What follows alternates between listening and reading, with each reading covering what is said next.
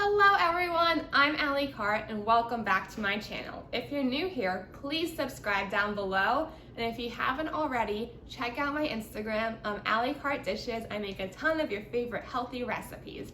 And if you follow me over there, you're familiar with this recipe we're making today, and that's my Copycat Chick-Fil-A nuggets with the Copycat Chick-Fil-A sauce. If you've made it, you know it's amazing and it's better than the original. Plus, it's available on Sundays. So let's get started. The first thing we're going to do is make our Copycat Chick-Fil-A sauce.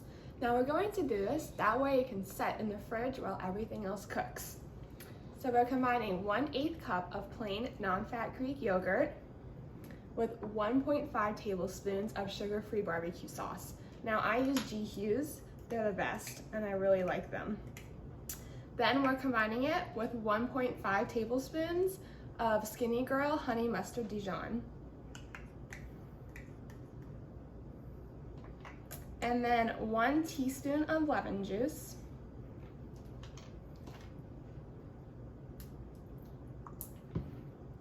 And a pinch of salt. And we're going to mix that all together and then set it in the fridge. That way all the flavors can form together. So while the sauce sets in the fridge, we're gonna start on the chicken nuggets. We're gonna combine 1/2 cup of pickle juice with 1/2 cup of plain unsweetened almond milk, and that'll create a nice pickle mixture. And many people don't know this, but Chick-fil-A's chicken is marinated in pickle juice. Now, I'm not a huge pickle fan, but this step is key and will create that Copycat Chick-fil-A flavor that you're dying to have. So now we're gonna take a pound of chicken tenderloins and cut them up into bite-sized pieces.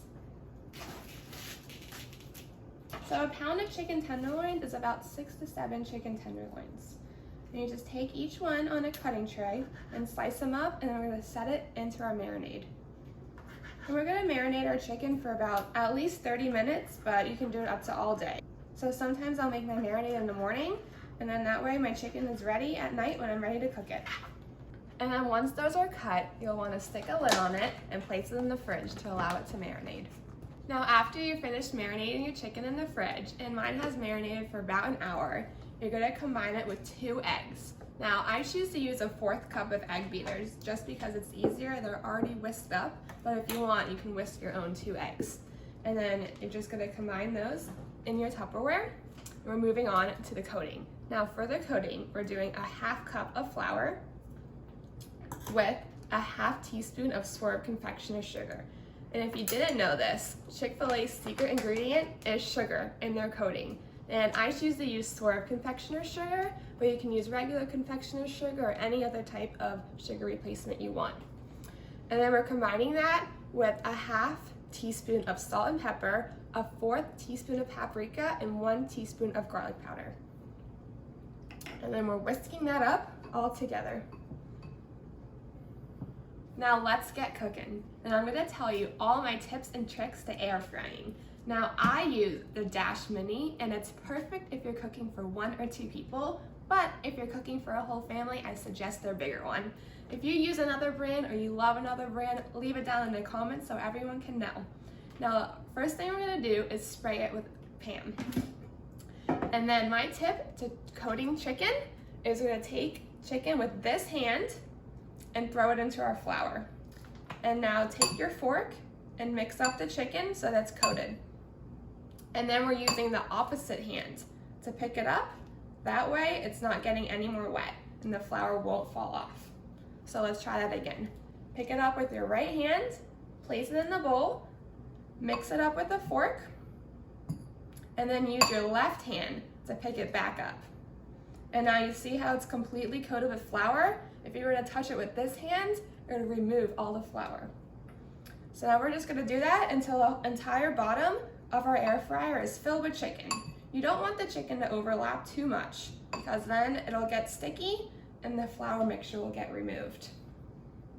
Now my air fryer holds about 12 or so pieces of chicken, which is about 1 or 2 servings, which is perfect for my air fryer. But like I said, if you're cooking for a whole family, you'll want to get that bigger one. Now while these cook, you do not want to pre-coat the rest of your chicken. And that's because if you let it sit there with the flour mixture, the flour will just melt right into the chicken and you won't get that nice crunch, which is what we want. So now let's get cooking. After we get this batch all coated in flour, we're gonna put it in our greased air fryer and cook it at 400 degrees for 2 minutes. Now after those 2 minutes are up, remove it from the air fryer and spray it with Pam and cook it for another 2 minutes. Now after both of those 2-minute intervals are up, remove it from the air fryer and shake it up. That way the chicken pieces can turn over and we can spray it vigorously with cooking spray.